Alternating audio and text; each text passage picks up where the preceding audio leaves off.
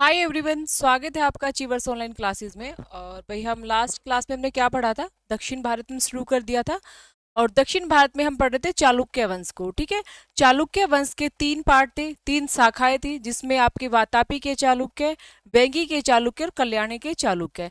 तो हमने कंप्लीट क्या कर लिया था? हमने आपके वातापी और वेंगी वाले चालुक्य कंप्लीट कर लिए थे। आज हम करेंगे कल्याणी के चालुक्य। तो हम पढ़ रहे हैं चालुक्य वंश।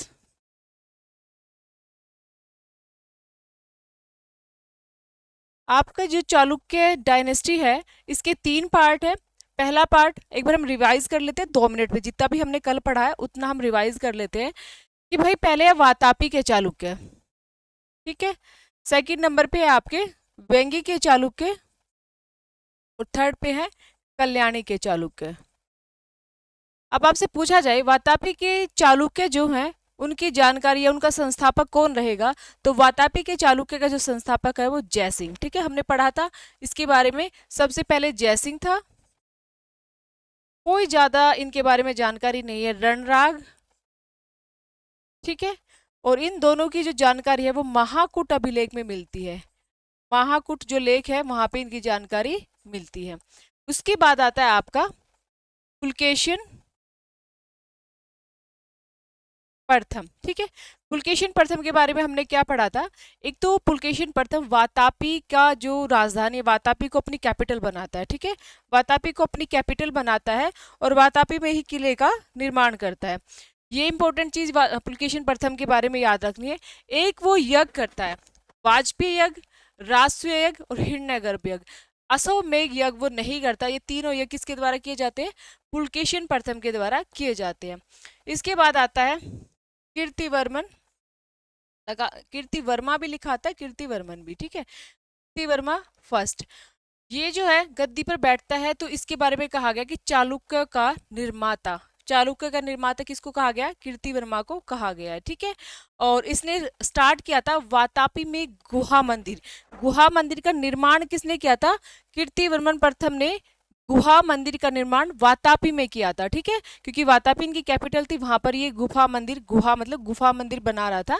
और कहते हैं इसके कार्य को आगे पूरा मंगलेश ने किया था, पर मेन नींव जो है वो इसने रखी थी। अगर ये ऑप्शन में नहीं है तो आप मंगलेश के साथ जाओगे, नहीं तो कीर्तिवर्मन को ही आप ऑप्शन में राइट करोगे। उसके बाद नेक्स्ट कौन आया था भाई? पुलकेशिन द्वितीय, पुलकेशिन सेकंड आया था नेक्स्ट। ठीक है, पुलकेशिन सेकंड के बारे में हमने काफी कुछ पढ़ा है कि जो पुलकेशिन सेकंड है सबसे पहले ही अश्वमेध यज्ञ कराता है। ये इंपॉर्टेंट चीज है। ये नहीं करा रहा, फर्स्ट नहीं करा रहा, सेकंड करा रहा है। ठीक है, उसके बाद इसका युद्ध होता है किसके साथ? हर्षवर्धन के साथ होता है, नर्मदा नदी पर। ठीक है, पराजित कौन होता है? हर्षवर्धन पराजित होता है। और उसके बाद ये महेंद्र, क्योंकि इनके संघर्ष जो शुरू हो जाते हैं चालुक्य का और पल्लव का। यहाँ पे मैंने आपको बताया था, यहाँ पे आपका चालुक्य है, यहाँ पे पल्लव है। इन दोनों के बीच जो रायचूर दोआबा क्षेत्र है, कृष्णा तुंगभद्रा नदी का जो दोआबा क्षेत्र है, वहां पर इनका झगड़ा रहता है। तो इसको लेकर पुलकेशियन सेकंड जो है ना, ये अटैक करता है यहाँ पे। और यहाँ पे उस वक्त चल रहा था महेंद्र वर्मन फर्स्ट का शासन। ये कुछ नहीं कह रहा था, पहले पुलकेशिन सेकंड। इसको लगता है कि भाई तूने हर्षवर्धन को हरा दिया, हर्षवर्धन को हरा दिया तो पता नहीं तूने क्या ही कुछ जीत लिया, अब तू आगे बढ़ता जाएगा तो तू विजय ही प्राप्त करता जाएगा। तो पुलकेशिन सेकंड ने महेंद्र वर्मन पर अटैक किया। तो महेंद्र वर्मन क्या होता है, एक तरह से मतलब ज्यादा रिस्पॉन्स नहीं कर पाता, वो हार जाता है। तो क्या करता पुलकेशिन सेकंड, जो यहाँ पे वो वेंगी क्षेत्र था ना, वेंगी वाला क्षेत्र है वो ले लेता है इससे। ठीक है, और वेंगी क्षेत्र को छीन लेता है। और उसके बाद क्या करता है कि यहाँ पे अपने भाई विष्णुवर्धन को यहाँ का राज्यपाल बना देता है। यहाँ पे जो स्थान पृष्ठपुर, वहां का राज्यपाल बना देता है। फिर उसके बाद पुलकेशिन सेकंड आगे, यहाँ पे नेक्स्ट जो शासक आएगा वो नरसिंह वर्मन आएगा, नरसिंह वर्मन फर्स्ट। ठीक है, अब इसका जो अगला अटैक होगा वो नरसिंह वर्मन पर करेगा। पर नरसिंह वर्मन वो अकेला नहीं लड़ता, वो श्रीलंका के शासक मानवर्मन को साथ लेके आएगा। और जो वो मानवर्मन उसके साथ आ जाएगा तो पुलकेशिन द्वितीय अब हार जाएगा। ठीक है, तुरंत मृत्यु नहीं होती, मृत्यु बाद में होती है उसकी, पर ये हार जाता है। और हारने के बाद कहते हैं कि यहाँ पे जो ये जा इसकी पीठ पर हार का जो चिन्ह बनवा दिया जाता है, और जो नरसिंह वर्मन है खुद वातापी कोंड की उपाधि लेता है कि भाई वातापी के शासक को मैंने पराजित किया, तो वो वातापी कोंड की उपाधि लेता है। उसके बाद पुलकेशिन द्वितीय के बारे में एक खास बात क्या थी कि जो पुलकेशिन सेकंड था वो उसके काल में एक चित्र मिला है, उससे रिलेटेड एक चित्र मिला है कि जो पर्सिया लिख सकते हो या ईरान का जो राजदूत वहां पे आया हुआ था, पूरी सभा लगी हुई थी। ये चित्र किससे रिलेटेड है? पुलकेशिन सेकंड से रिलेटेड है कि भाई पुलकेशिन सेकंड के दरबार में कोई राजदूत आया था, पूरा दरबार लगा हुआ था, और ये अजंता की गुफा में भित्ति चित्र प्राप्त हुआ है। ठीक है, ये पुलकेशिन सेकंड से रिलेटेड बातें हैं। फिर आपका आ जाता है वेंगी चालुक्य शुरू। फिर आपका वेंगी के चालुक्य शुरू हो जाती है। वेंगी के जो चालुक्य है इनके बारे में हमने क्या पढ़ा था? संस्थापक है सीधा विष्णुवर्धन। ठीक है, संस्थापक विष्णुवर्धन। उसके बाद विजयादित्य, विक्रमादित्य, इनके बारे में हमें कोई भी ज्यादा जानकारी नहीं पढ़नी है, बस कुछ ही इंपॉर्टेंट शासक है जिनके बारे में हम पढ़ते हैं। जैसे आपका एक तो रहेगा विक्रमादित्य सेकंड, ठीक है, जिसमें मैंने आपको क्या बताया था कि जो विक्रमादित्य सेकंड है वो क्या करता है, उसकी दो पत्नी है, एक लोक महादेवी और एक त्रिलोक्य महादेवी। तो वे दोनों टेम्पल बनवाती है, वो मंदिर बनवाती है। तो उन मंदिरों के बारे में जानकारी हमें पढ़नी है। ठीक है, कि कौन विरूपाक्ष का मंदिर बनवा रहा है, कौन त्रिलोकेश्वर का मंदिर बनवा रहा है, ये चीजें हमें पढ़नी है। तो ये जो मंदिर वाला है वो अलग से, मैं पूरा अलग से एक टॉपिक लेके आऊंगी जिसमें सारे के सारे पल्लव के मंदिर होंगे, आपके चालुक्य के होंगे, और उसके बाद हम चोल के पढ़ेंगे। ठीक है, तो ये दोनों, इनमें बिल्कुल टेंशन मत लेना कि मंदिर में हम कंफ्यूज होते, तो एक क्लासेस की अलग से पढ़ेंगे। उसके बाद हम नेक्स्ट फिर कहाँ आ गए भाई? फिर हम आ गए आपके कल्याणी के चालुक्य ऊपर। ठीक है, तो अभी हमारी जो नेक्स्ट क्लास रहेगी कल्याणी के चालुक्य।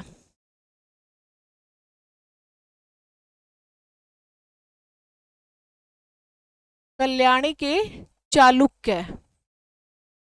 अब तो शायद आपको रट गया होगा, कल्याणी, वेंगी, बार बार बार बार 50 बार एक ही चीजें हम बोलते हैं तो वो चीजें रट जाती है।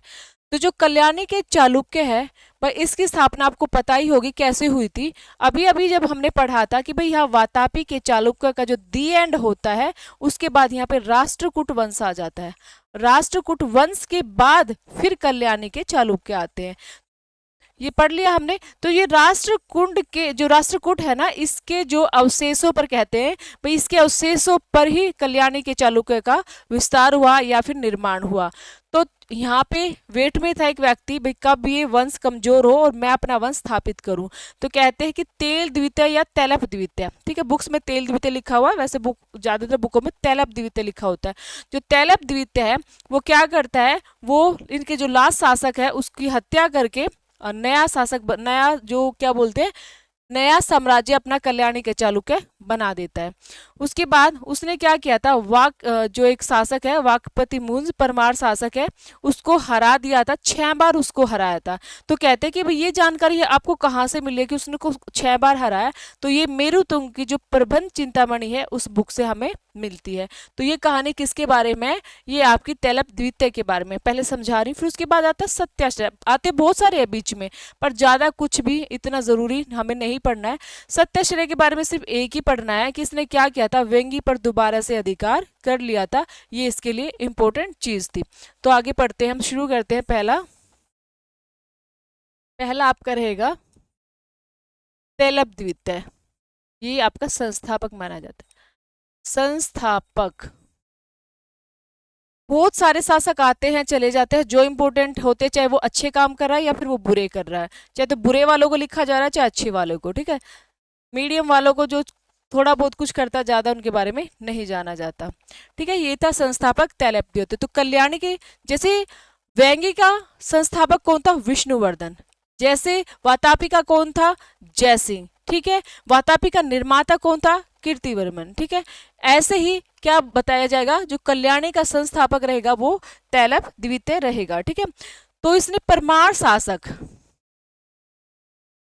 परमार शासक, परमार हम पढ़ते हैं ना परमार के बारे में, परमार शासक वाकपति मुंज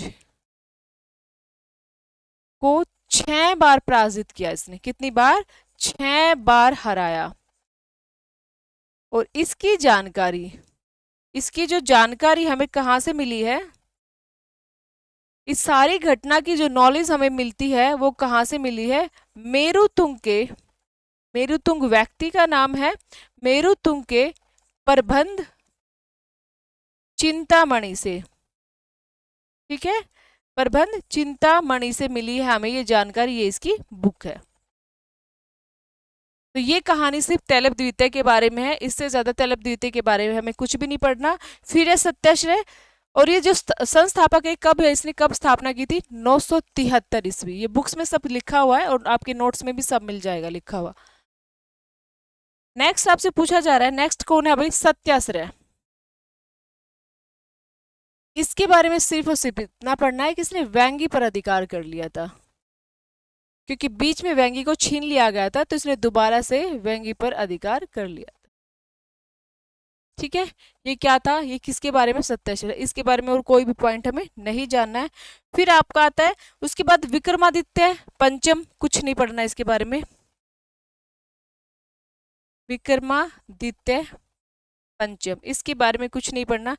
बस ये है भी, ये दानशील था, थोड़ा दानशील व्यक्ति आता है इसके बारे में, पर इतना कौन पूछता है भाई ये दानशील था, कौन दानवीर था, यशस्वी था, दानशील था, ये 2-3 वर्ड इसके बारे में कहे जाते हैं। नेक्स्ट है भैया आपका जयसिंह, जयसिंह सेकंड।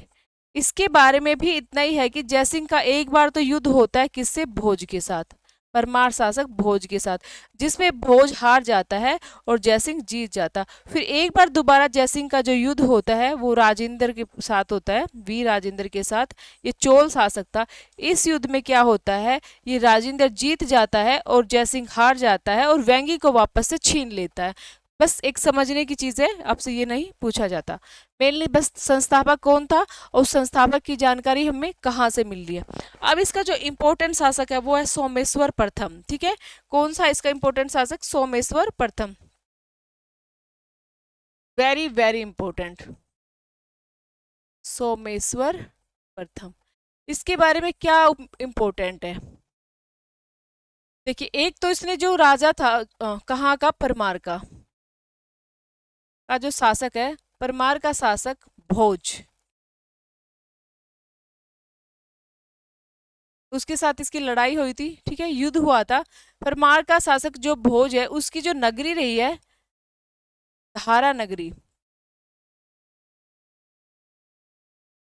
उसकी जो धारा नगरी है ना, धारा नगरी, उसको इसने लूटा, नगरी को लूट लिया और फिर उसको जला दिया, फिर जला दिया इसको। और इसने कहाँ पर अधिकार किया? फिर उसका जो एक क्षेत्र था मांडव, मांडव पर अधिकार कर लिया। देखिए ये क्या कह रहा है आपको, आपसे पूछा क्या जाएगा?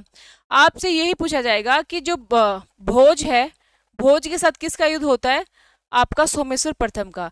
तो भोज की जो धारा नगरी है उसको किसने जलाया, या फिर मांडव पर जो है किसने अधिकार किया? तो वो कौन था? आपका सोमेश्वर प्रथम रहा था। ठीक है, सोमेश्वर प्रथम के बारे में एक और जानकारी है कि सोमेश्वर प्रथम का जो है चोल शासक के युद्ध होता है। अभी मैंने आपको पहले ये समझ लीजिए कि जैसे वातापी के चालुक्य का युद्ध हमेशा पल्लव के साथ रहता, ऐसे ही कल्याणी के चालुक्य के साथ युद्ध हमेशा चोल के साथ रहता था। ठीक है, चोल के साथ इनकी लड़ाई रहती थी, कल्याणी के चालुक्य। ठीक है, यहाँ पे इनकी पल्लव के साथ रहती थी।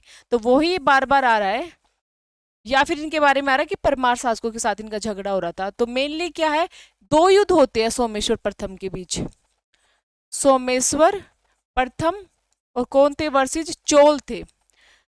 चोल में पहले नंबर पे था राजधिराज आता है। ठीक है, इस युद्ध को क्या बोलते हैं? कोप्पम का युद्ध। इस युद्ध को क्या बोलते हैं? कोप्पम का युद्ध।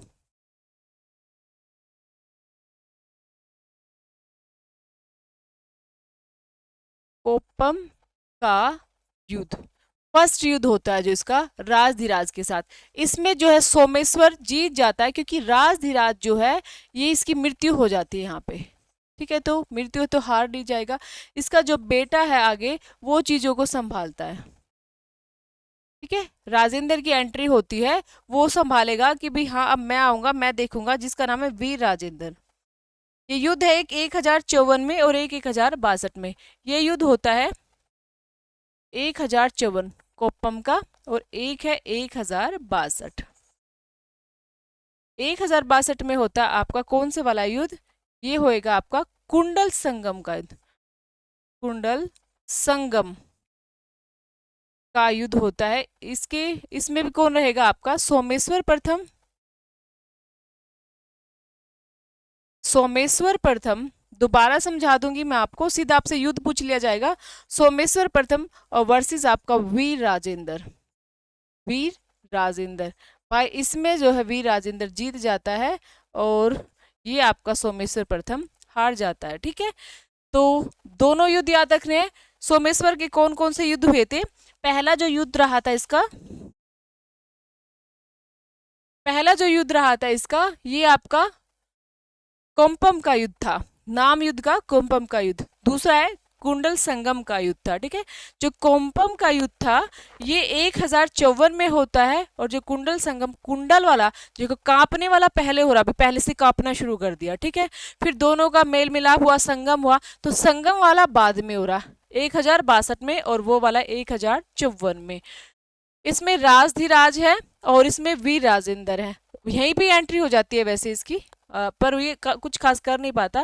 बाद में वीर राजेंद्र जो है अच्छे से चीज़ों को संभालता है और जीत जाता है। तो इसमें क्या था, आपको क्या याद रखना? दोनों युद्धों के नाम, इनका टाइमिंग, किसने धारा नगरी को जलाया और किसके साथ इसका युद्ध हुआ, ये सब किसके बारे में? सोमेश्वर के बारे में। एक और जानकारी इसके बारे में मिलती है, किसने मगध को, सोमेश्वर प्रथम ने मगध को, कलिंग को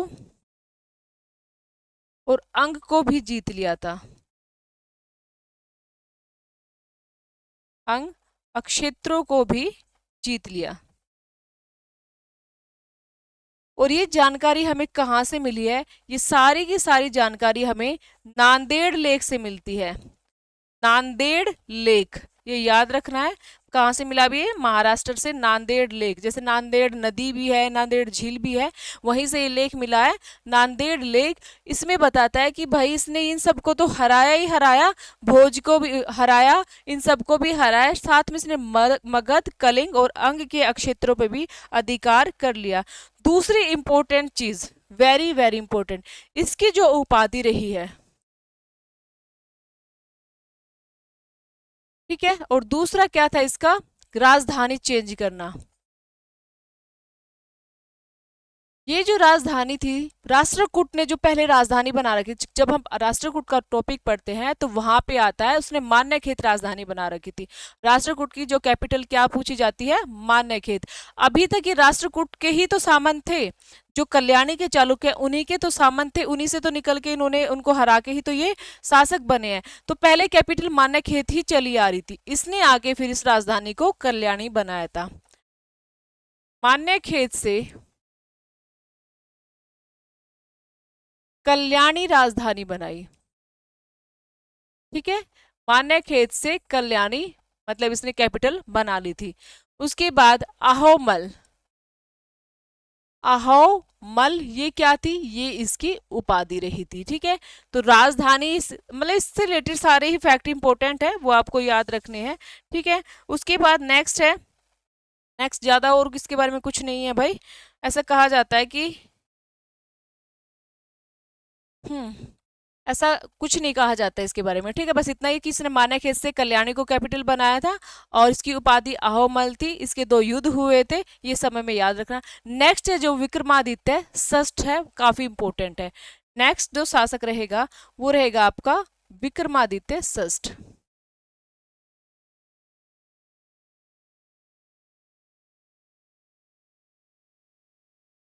कौन था भैया?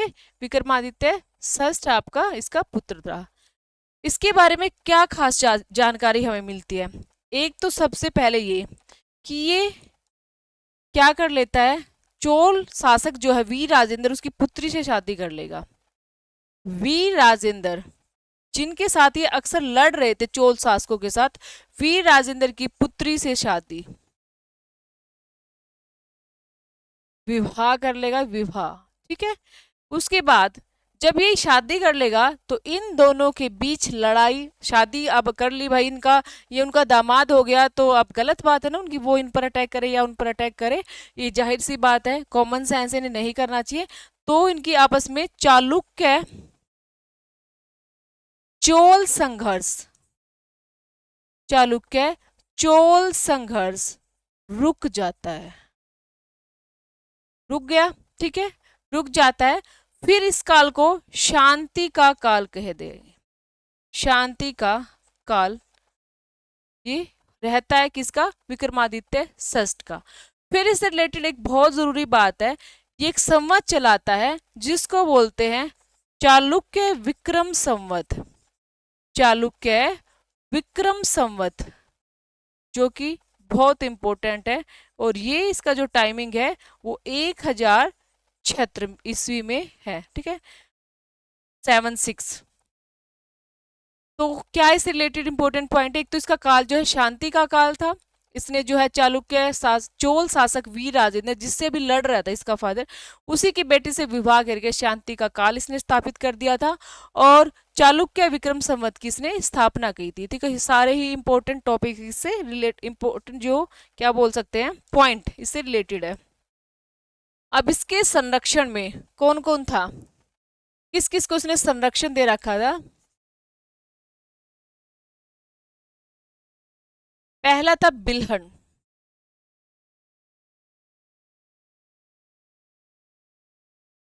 ओहो,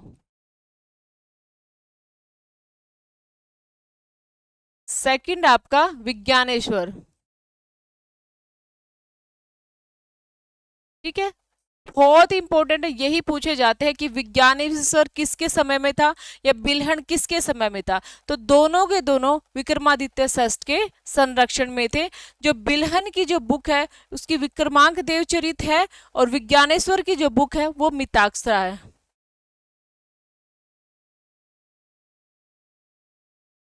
विक्रमांक देवचरित ये किसकी बुक है, ये बिल्हन की है। किससे रिलेटेड है, विक्रमादित्य से ही रिलेटेड है। विज्ञानेश्वर की जो बुक है वो मिताक्षरा है।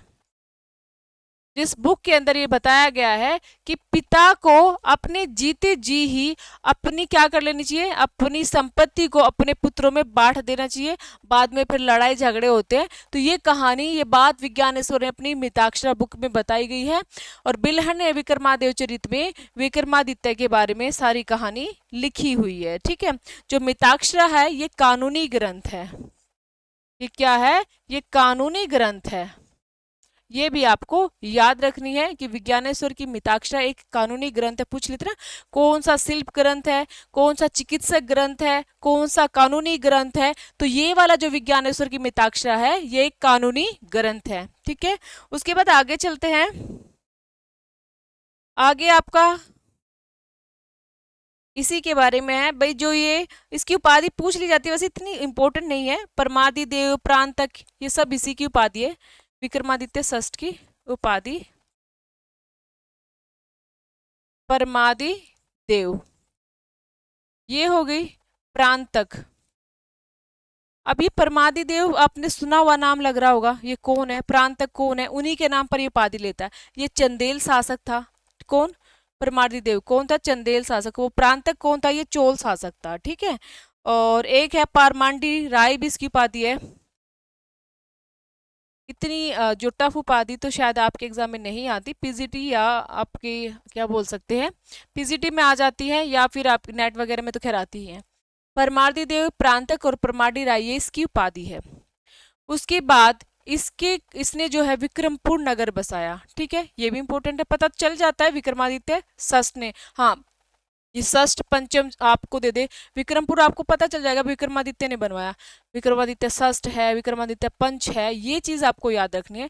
तो विक्रमादित्य षष्ठ 6, विक्रमादित्य षष्ठ ने क्या षष्ठम लिखा है या षष्ठ लिखा है, उसने क्या बनाया था, विक्रमपुर नगर बसाया था, ठीक है।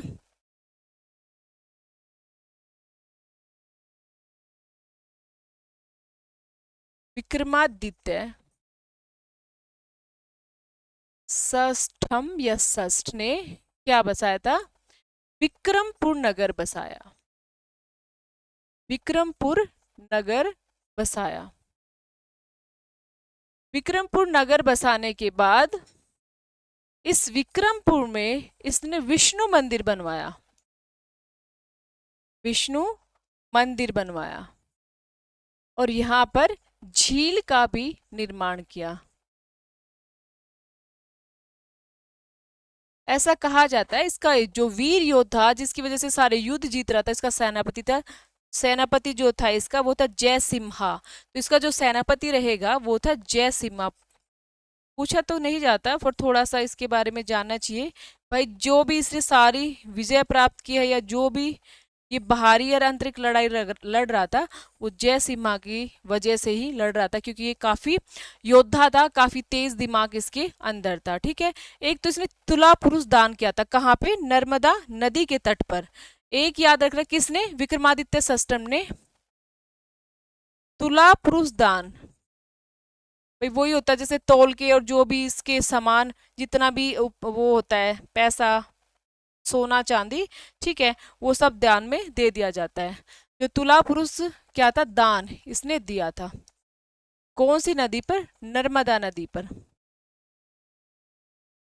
ये भी इसी से रिलेटेड है कि नर्मदा नदी पर इसने क्या किया था? तुला पुरुष का जो दान दिया था पूरा तौल बोल के। और इसके बारे में और एक कहानी है, कहानी नहीं, एक और पॉइंट है इंपॉर्टेंट, कि इसको चालुक्य का, मतलब बिल्हन ने कहा, ऐसे इसको पूरे चालुक्य का ऐसे नहीं कि कहा गया, इतिहास ने कहा, स्पेशल बिल्हन ने कहा इसको चालुक्य का राम। ठीक है, इसको क्या कहा गया है? चालुक्य का राम।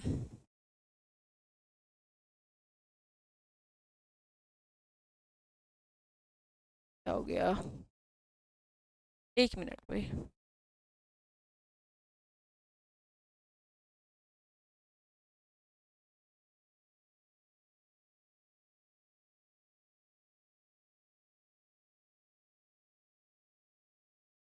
चालुक्य का राम किसको कहा गया? विक्रमादित्य षष्टम को। किसने कहा है? आपके बिल्हन के द्वारा कहा गया है, बिल्हन के द्वारा आपके ये कहा गया है। तो ये सारी जो कहानी है वो विक्रमादित्य षष्टम से रिलेटेड थी। अभी हम नेक्स्ट जो पढ़ेंगे वो पढ़ेंगे सोमेश्वर थर्ड। ठीक है, इसके बारे में एक दो पॉइंट ही है। सोमेश्वर थर्ड,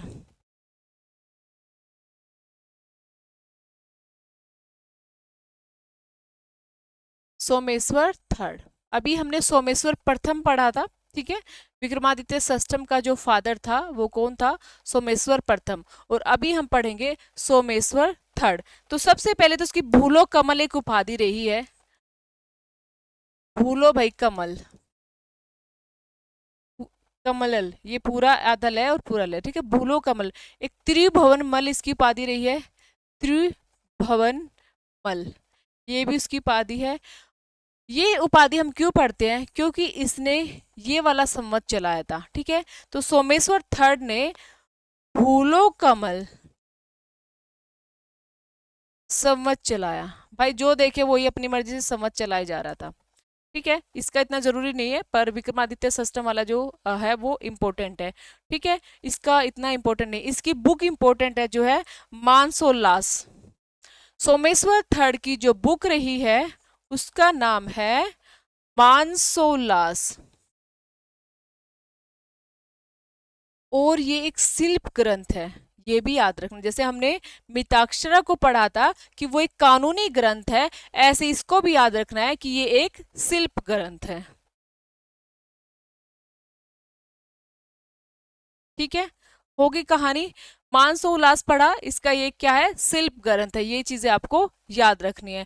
उसके बाद इसने एक और बुक लिखी है जिसका नाम है विक्रमांक अद्वितीय, अपने फादर के नाम पर। ठीक है, या अपने पिता की जीवनी लिखी है। तो सोमेश्वर थर्ड ने पिता की जीवनी भी लिखी जिसका नाम है विक्रमांक अद्वितीय। ठीक है, ये किसकी जीवनी है? इसके फादर की जीवनी है। और कहते हैं जैसे ये गद्य में, ठीक है, गद्य में लिखी हुई है, वैसे तो गद और पद में लिखी होती है, कुछ पद में लिखी होती है, कोई दोनों में मिक्स लिखी होती है, तो ये ओनली ओनली गद में लिखी है, किसकी तरह, हर्षचरित की तरह। ये हो गया आपका सोमेश्वर थर्ड, ठीक है। उसके बाद कुछ भी नहीं है इसमें ज्यादा भी, ये अंतिम शासक ही माना जाता है, अंतिम शासक सॉरी, अंतिम शासक सोमेश्वर चतुर्थ माना जाता है। अंतिम शासक कौन माना जाता है, सोमेश्वर चतुर्थ। तो अंतिम शासक, एक बार रिवाइज करते हैं इसको, अंतिम शक्तिशाली, ये अंतिम शासक सोमेश्वर चतुर्थ, या ऐसे लिखा है या ऐसे लिखा है, ठीक है, कैसे भी लिखा सकता है। तो एक बार रिवाइज कर लेते हैं फटाफट से, कल्याणी के चालुक्य, फिर चलते हैं हम आगे।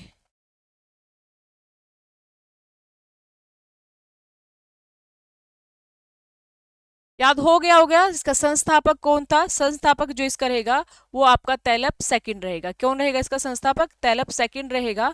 और तैलप सेकंड के बारे में बस यही बात रखनी है भाई, वाक्यपति मुंज के साथ उसका जो है भिड़ाई हुई थी, लड़ाई हुई थी, और उसको 6 बार पराजित किया था। और इसकी जानकारी सीधा हमसे ही पूछ लेते हैं कि मेरुतुंग की कौन सी बुक है, तो प्रबंध चिंतामणि, ठीक है। और प्रबंध चिंतामणि में ये सब जानकारी मिलती है। बुक्स में बहुत सारी आएंगी और बुक्स याद जरूर रखनी है, क्योंकि आपको देख लिया आपने एग्जाम में बुक्स पूछी जाती है, दो दो बुक पूछ ली जाती है। उसके बाद नेक्स्ट है सोमेश्वर प्रथम, परमार का शासक भोज जो था उसको इसने क्या किया था, पराजित किया था, और धारा नगरी को लूट कर फिर जला दिया था। मांडव पर इसने अधिकार कर लिया था। ये सोमेश्वर प्रथम, इससे पहले 17 ने बस सिर्फ इतना किया था, वेंगी पर अधिकार किया था। उसके बाद आपका सोमेश्वर प्रथम ने परमार का शासक भोज, सत्याश्रय ने वेगी पर अधिकार कर लिया था। उसके बाद विक्रमादित्य पंचम आएगा। देखो विक्रमादित्य षष्टम तो बहुत कुछ करेगा, पंचम के बारे में बस इतना है कि ये यशस्वी था और काफी दानशील था। उसके बाद इसका जो पुत्र जयसिंह सेकंड आएगा, ठीक है। जयसिंह सेकंड है जो उसका भोज के साथ क्या होती है, लड़ाई होती है, उसमें तो ये जीत जाता है। पर जयसिंह की अगर राजेंद्र के साथ, वीर राजेंद्र के साथ लड़ाई होती है, उसमें हार जाता है और वेंगी वापस से इनको दे दिया जाता है, मतलब छीन लेते हैं। सोमेश्वर प्रथम, परमार का शासक भोज। अब ये जो वेंगी बार बार आ रहा है, आप इसमें कंफ्यूज मत होना। ये जो वेंगी है ये किसने जीता था, वेंगी को किसने जीता था, वेंगी को आपके क्या बोलते हैं, पुलकेशन सेकंड ने जीता था। हमने पढ़ा वो, पुलकेशन सेकंड ने अपने भाई को दे दिया, वहां तक पढ़ा। भाई पुलकेशन सेकंड के किससे छीन लेते हैं, पल्लव शासकों से छीन लेते ना।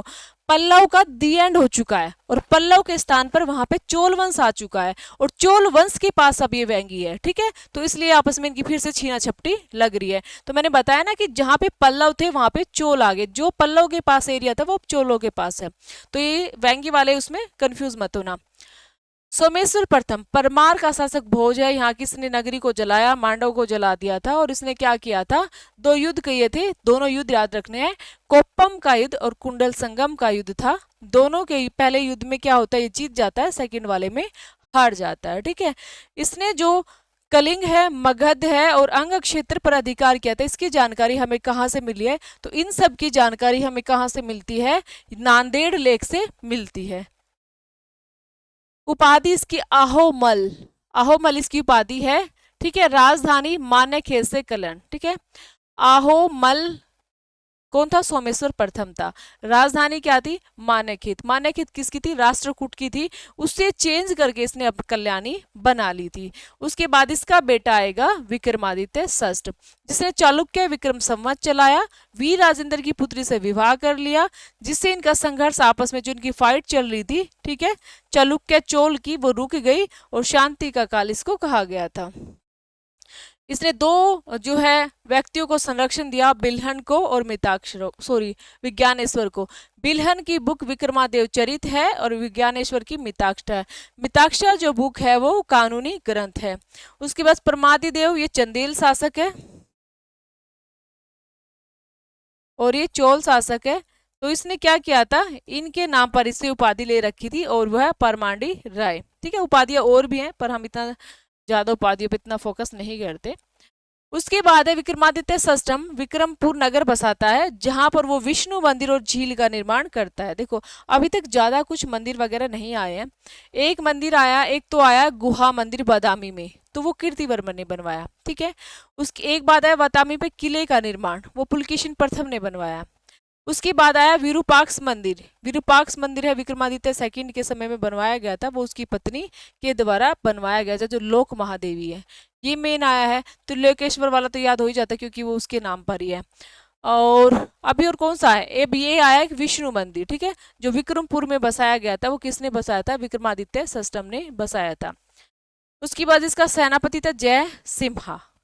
और चालुक्य का राम, इसको किसने कहा, बिल्हन ने। जो विक्रमादित्य षष्ठम है ये चालुक्य का राम है, और इसने ही चालुक्य संवत चलाया था। ठीक है, चालुक्य विक्रम संवत 1076, डेट याद रखनी है इसकी 1076।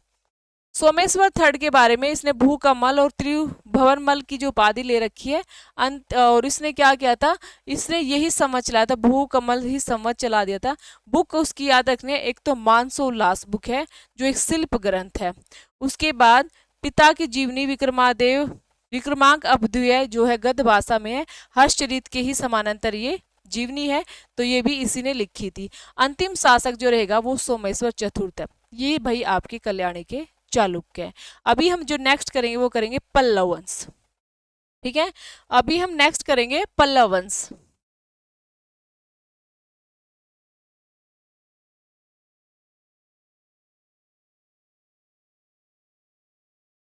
अभी हम पल्लव वंश करेंगे, और पल्लव वंश का जो भिड़ंत चलती रह रही थी वो किसके साथ चल रही थी, वातापी के चालुक्य के साथ। ठीक है, तो वही पल्लव हम करेंगे। इनका संस्थापक कौन था, और इनमें जब सबसे शक्तिशाली शासक कौन था, वो सारी चीजें हम पढ़ेंगे। पहला है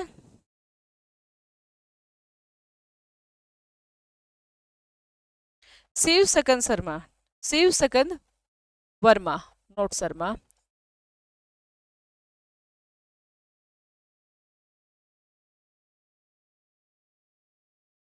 दूसरा है विष्णुगुप्त।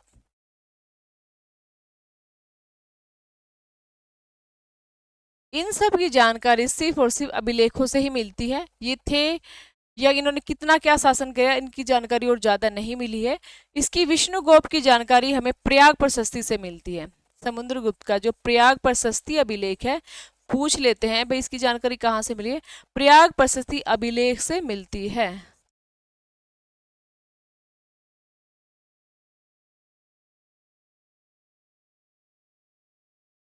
प्रयाग प्रशस्ति अभिलेख से मिलती है। और जो आपका ये शिव सकंद वर्मा, इनकी भी जानकारी प्राकृतिक अभिलेखों के आधार पर ही बताया जाता है कि पहले शिव सकंद वर्मा था, उसके बाद विष्णुगुप्त था। पर मेन जो संस्थापक माना जाता है, ठीक है, मेन संस्थापक माना जाता है वो सिंह विष्णु माना जाता है। कौन माना जाता है, सिंह विष्णु। ठीक है, तो संस्थापक अगर पूछा जाए, अगर ये ऑप्शन में ना हो तो सिंह विष्णु ही माना जाता है। ठीक है, पल्लव वंश का संस्थापक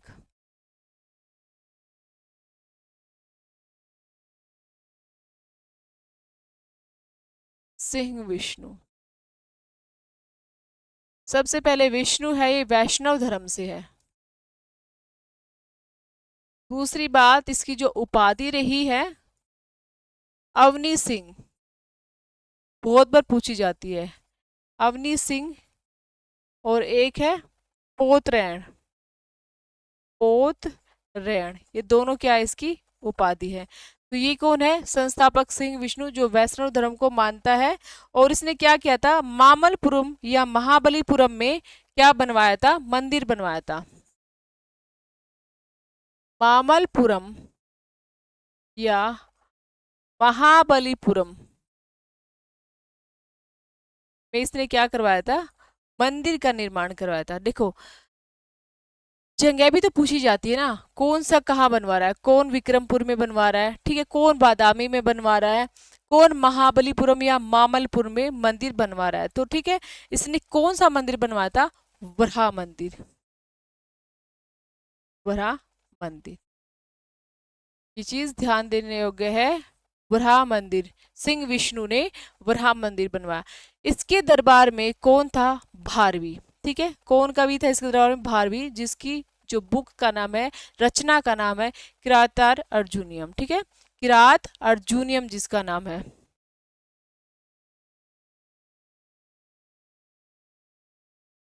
भारवी। बहुत बार पूछा जाता है भाई इसके बारे में। भारवी किसके दरबार में था? भारवी सिंह विष्णु के दरबार में है। भारवी की बुक का नाम क्या है? भारवी की बुक का नाम है किरात अर्जुनियम। जय भैया जय जग। किरात अर्जुनियम, ये किसकी बुक का नाम है? भारवी। सिंह विष्णु से रिलेटेड बस यही है। ये पल्लव वंश हमारा शुरू हो चुका है जिसका संस्थापक सिंह विष्णु है। अभिलेखों के आधार पर माना जाए तो शिव सकंद वर्मा और विष्णुगुप्त है। समुद्रगुप्त ने किसकी जानकारी दी है? तो विष्णुगुप्त की। प्रयाग प्रशस्ति में कौन मिलता है? तो विष्णुगुप्त मिलता है। मेनली रियली संस्थापक कौन है? सिंह विष्णु। ठीक है। इसकी उपाधि अनवी सिंह पोतरैन। राम मंदिर बनवाया इसने कहा? महाबलीपुरम में। ठीक है, ये चीज याद रखनी है। उसके बाद आता है महेंद्र वर्मन प्रथम। इनकी डेट्स वगैरह आपसे कुछ नहीं पूछी जाती है। एसएसटी में कोई डेट्स वगैरह ज़्यादा नहीं पूछी जाती, पर थोड़ा सा आपको मतलब एक बार बस ये रीड करना पड़ेगा कि भाई ये किसका समकालीन था, थोड़ा सा आइडिया आपको रखना पड़ेगा। तो वही महेंद्र वर्मन जो है, सबसे पहले तो आपको देखा होगा पुलकेशिन सेकंड ने इस पर अटैक किया था। पुलकेशिन द्वितीय ने इस पर अटैक किया था। तो चालुक्य पल्लव संघर्ष आरंभ हो जाता है। पल्लव संघर्ष इसी के काल में शुरू होता है। समझ आ गया? उधर से पुलकेशिन सेकंड के काल में शुरू होता है, इधर से महेंद्र प्रथम के इस काल में शुरू होता है। ये चीजें आपको समझ आ गई होगी। उसके बाद इसकी एक उपाधि है मत विलास। ठीक है। एक है गुणधर, एक है विचित्रचित। ये सारी क्या है? इसकी उपाधि। और इसने इसी उपाधि के आधार पर एक बुक लिखी है। किसकी बुक है? महेंद्र वर्मन प्रथम की। मत विलास प्रहसन। मत विलास प्रहसन। इस बुक के अंदर क्या है भाई? इस बुक में इसने जैन का, बौद्ध धर्म का, बौद्ध और जैन, जैन या कापलिक लिखे आते हैं, कापलिक भी लिखे आ सकते हैं, कापलिको का इसने मजाक उड़ाया। ये एक हास्य ग्रंथ है, कॉमेडी ग्रंथ है। ठीक है। कौन सा ग्रंथ है ये? हास्य ग्रंथ है।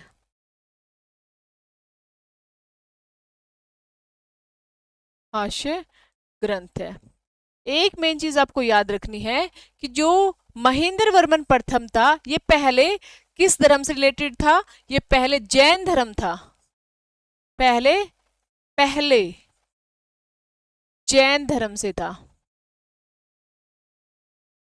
बाद में शैव धर्म ले लिया था इसने। और किसके प्रभाव में आकर? किसके प्रभाव में आकर? अपार के प्रभाव में आकर। ठीक है, पढ़ते हैं ना हम शैव में अपर को। तो ये क्या थी? ये महेंद्र वर्मन प्रथम के बारे में जानकारी थी। एक इसका संगीत गुरु था, वो रुद्राचार्य था। संगीत गुरु।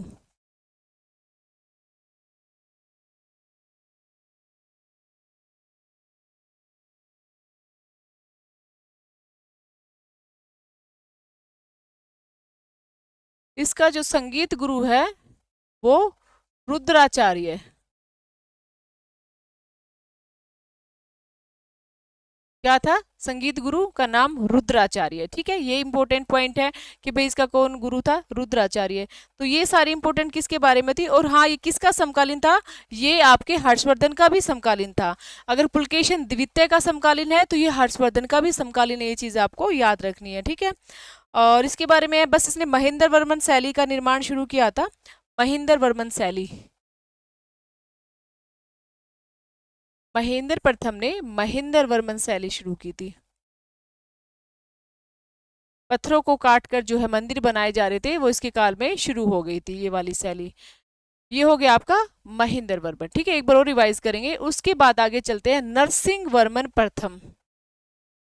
नरसिंह वर्मन प्रथम। तो नेक्स्ट जो हम कर रहे हैं वो है आपका नरसिंह वर्मन प्रथम।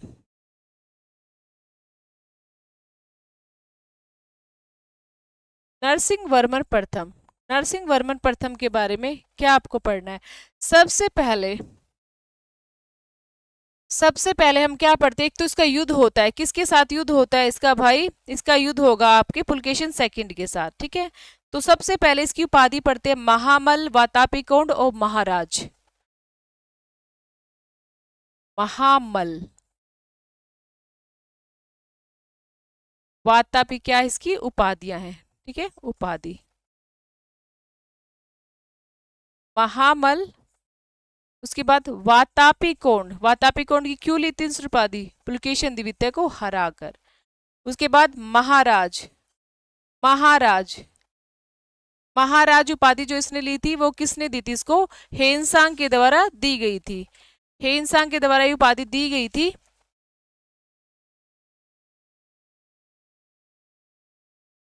तो ये पढ़ने थोड़ी देगी, अक्ष कहाँ है बेटा, थोड़ी देर 10 मिनट की रह रही बस, अक्ष को दे दे, 10 मिनट की रह रही बेटा, भूख और इसको।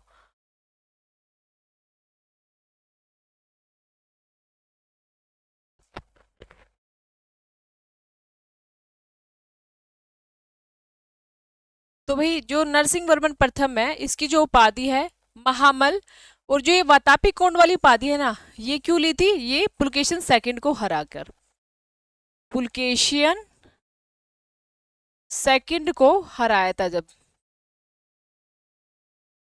ये वाली उपाधि इसने ली, ठीक है। जो वातापी कोंड है, वातापी कोंड की उपाधि इसने इसीलिए ली, और जो महाराज वाली उपाधि ये हेनसांग ने दी थी, वेरी इंपॉर्टेंट, अभी पूछ लेते हैं महाराज की उपाधि किसको दी है उसने। आपका सीधा ध्यान क्या जाएगा भाई, हर्षवर्धन को दी होगी महाराज की उपाधि, पर उसने महाराज की उपाधि हर्षवर्धन को नहीं दी थी, महाराज की उपाधि उसने नरसिंह वर्मन को दी थी, किसने, हेनसांग ने, हेनसांग द्वारा। ये हेनसांग चीनी यात्री था और 641 में आया था इनके दरबार में, कब आया था, 641 में, 641वीं में आया।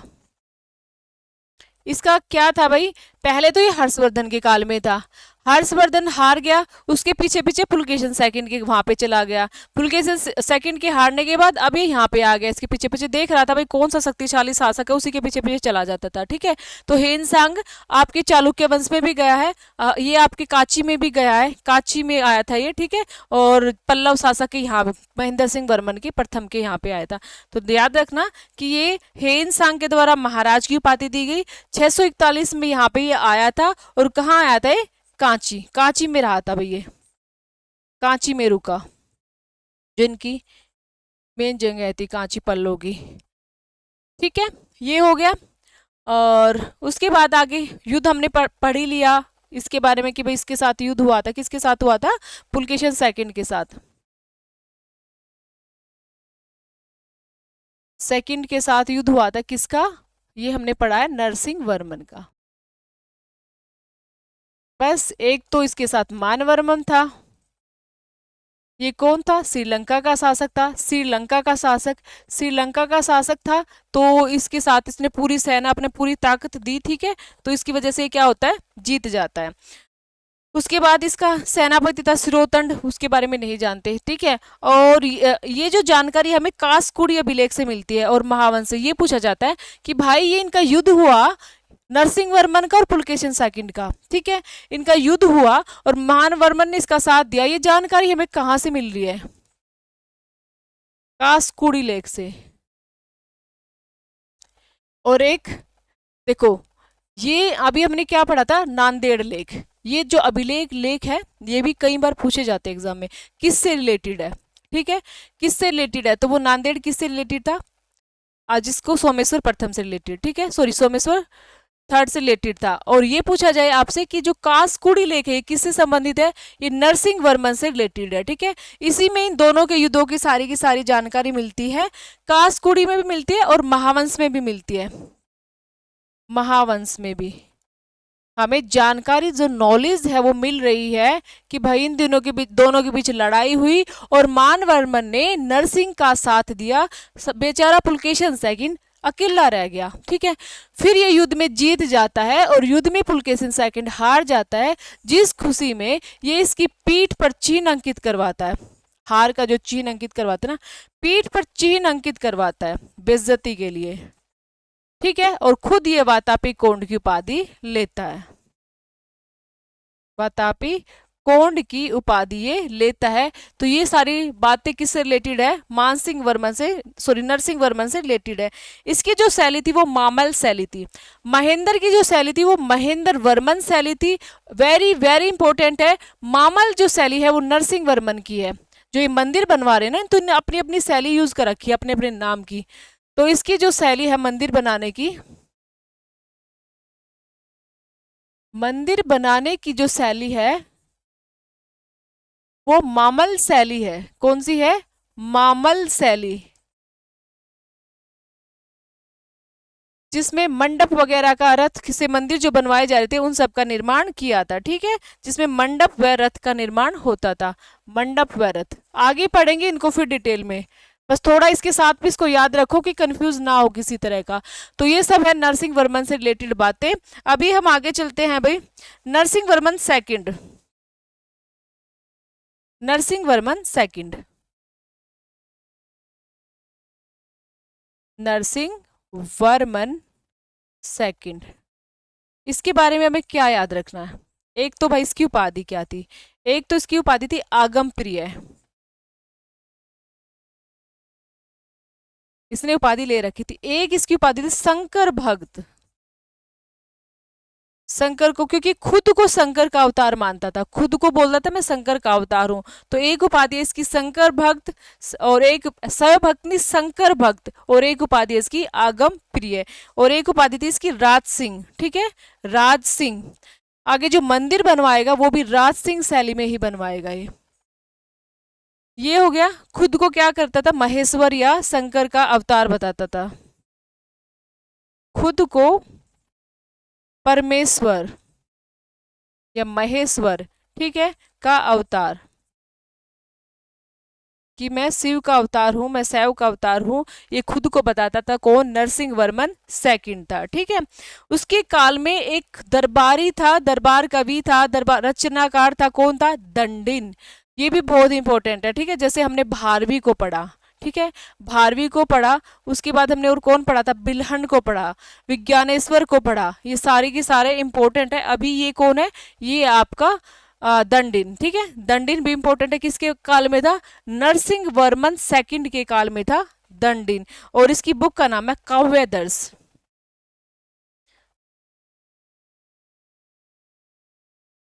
दरबारी कवि लिखे या दरबारी रचनाकार लिखे? तो कौन था? दंडिन, जिसकी रचना है काव्यदर्श। काव्यदर्श। ठीक है, ये काफी इंपॉर्टेंट है, याद रखना है। उसके बाद इसने राज सिंह शैली, मंदिर बनाने के लिए, मंदिर बनाने के लिए राज सिंह शैली का प्रयोग किया। राज सिंह शैली, और राज सिंह शैली की ही इसने क्या ली थी? उपाधि ली थी, और राज सिंह शैली का इसने उपयोग किया था। इसके दो इंपॉर्टेंट मंदिर है राज सिंह शैली के, एक तो कैलाशनाथ का मंदिर और एक महाबलीपुरम का मंदिर। राज सिंह शैली में इसने दो इंपॉर्टेंट मंदिर बनवाए थे। कैलाशनाथ का मंदिर,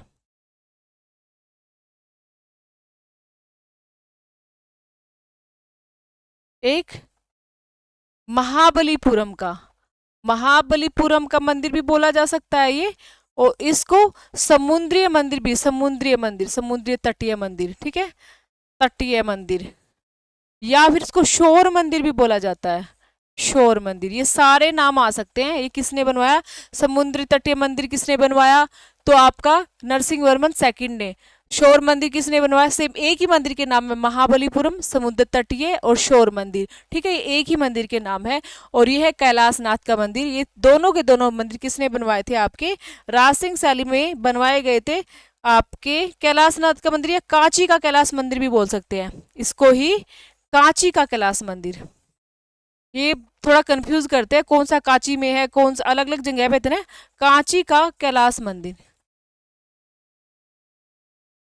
अभी तक हम ज्यादातर वराह मंदिर पढ़ रहे हैं, ठीक है, ज्यादातर वराह मंदिर पढ़े हैं, विरूपाक्ष मंदिर भी पढ़ा है, ठीक है, और उसके बाद हमने शोर मंदिर पढ़ा है, और कौन से मंदिर पढ़े, यही मंदिर पढ़े हमने, ठीक है, विरूपाक्ष का, त्रिलोकेश्वर का, विष्णु मंदिर पढ़ा है, और ये आपका कांची का कैलाश मंदिर है, राज सिंह शैली में, very important. Narasimha Varman second, Narasimha Varman प्रथम ऐसा मतलब स्पेशली ऐसे जो मंदिर बनवा रहा है उनको रथ और मंडप के आधार पर जो मंदिर बनवाए थे उनको हम पूरी डिटेल में पढ़ेंगे, ठीक है। तो कुछ मंदिर हम यहाँ पढ़ते हैं, इन सबको हम दोबारा पढ़ेंगे, आपको अच्छे से याद हो जाएगा। नेक्स्ट है भाई, जैसे इसने तो चीन से इसके काल में तो आया था, नरसिंह वर्मन प्रथम के काल में तो चीन से एक व्यक्ति आया था हेनसांग, पर ये चीन में अपना राजदूत भेजता है। ये भी इंपॉर्टेंट चीज है कि चीन में कौन सा शासक अपना राजदूत भेजता है, चीन में राजदूत भेजा, ठीक है, ये भी नरसिंह वर्मन सेकंड ही कर रहा है ये काम भी। उसके बाद नागपट्टनम में ये बौद्ध विहार बनवाता है, नागपट्टनम में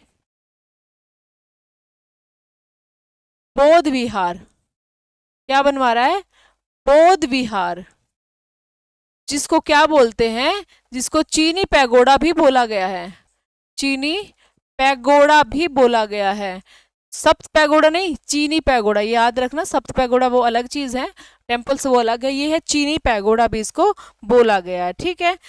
और परमेश वर्मन है जो सिंह विष्णु परंपरा का अंतिम शासक है, परमेश वर्मन, ये आएगा आपका सिंह विष्णु परंपरा का, सिंह विष्णु परंपरा का अंतिम शासक, ठीक है, अंतिम शासक। अभी इससे आगे और भी है, पर हम पहले इसको पढ़ेंगे, कंप्लीट करेंगे, फिर उसके बाद जितना भी पल्लव के बारे में बचा है, उसके बाद पल्लव के टेम्पल्स और चालुक्य के सारे अगली क्लास में हम पूरा कंप्लीट कर लेंगे इसको, फिर हम उससे नेक्स्ट क्लास में चोल को करेंगे, ठीक है। तो हम कहाँ से कर रहे थे, पल्लव का जो संस्थापक है वो सिंह विष्णु है, ठीक है, पल्लव जो वंश है उनका जो संस्थापक है, ये यहाँ पे पल्लव वंश था, इनका संस्थापक सिंह विष्णु वैष्णव धर्म को मानता है। अनवी सिंह और पोत्रैन की इसकी उपाधि है, मामलपुरम या महाबलीपुरम में ये वराह मंदिर बनवाता है, ठीक है। महाबलीपुरम जगह का नाम है, मामलपुरम नगर जो इन्होंने बसाया था, महाबलीपुरम एक नगर बसाया था, उसमें इन्होंने मंदिर बनवाया, वो किसका, वराह मंदिर, ठीक है। उसके बाद 12वीं की जो बुक है वो किरात अर्जुनियम है। नेक्स्ट है महेंद्र वर्मन प्रथम के बारे में, ये खुद ही बहुत ही अच्छा साहित्य कला का प्रेमी था, खुद एक बुक्स लिखता है, मत विलास प्रहसन लिखेगा। उसके बाद बौद्ध और जैन कापलियों का इसमें मजाक उड़ाया जाएगा। मत विलास गुणधर विचित्र चित्त इसकी उपाधि है। इसके काल में चालुक्य संघर्ष स्टार्ट हो जाता है। ये पहले शैव पूछ लेते कि कौन सा जैन धर्म से कौन सा शैव धर्म से, पहले जैन था पर मेनली ये बाद में शैव धर्म को अपना लेता है, तभी तो ये उनका मजाक उड़ाता है।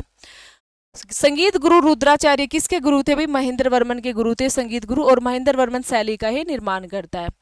नरसिंह वर्मन प्रथम ये महामल वातापी कोंड और आपकी महाराज की उपाधि ले रहा है, पुलकेशन सेकंड को हरा देता है, हेनसांग के द्वारा इसका जो है इसको महाराज की उपाधि दी गई है, और हेनसांग इसके दरबार में जाता है, कांची में रुकता है, पुलकेशन सेकंड के साथ इसकी लड़ाई होती है जिसमें ये सारी उपाधि वगैरह धारण करता है। इसकी जानकारी कासकुड़ी या कासकुड़ी अभिलेख से मिलती है।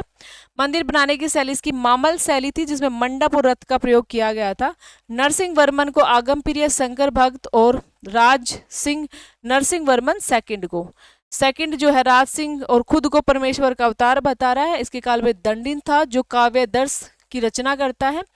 मंदिर बनाने के लिए राज सिंह शैली का ये प्रयोग करता है जिसमें कैलाशनाथ का कांची का कैलाशनाथ का मंदिर बोल सकते हैं या कैलाशनाथ का मंदिर, और महाबलीपुरम या समुद्र तटीय, ज्यादातर क्या होता है समुद्र, महाबलीपुरम का समुद्र तटीय मंदिर या फिर शोर मंदिर, ये किसने बनवाया था, नरसिंह वर्मन सेकंड के द्वारा बनवाया गया था, ठीक है।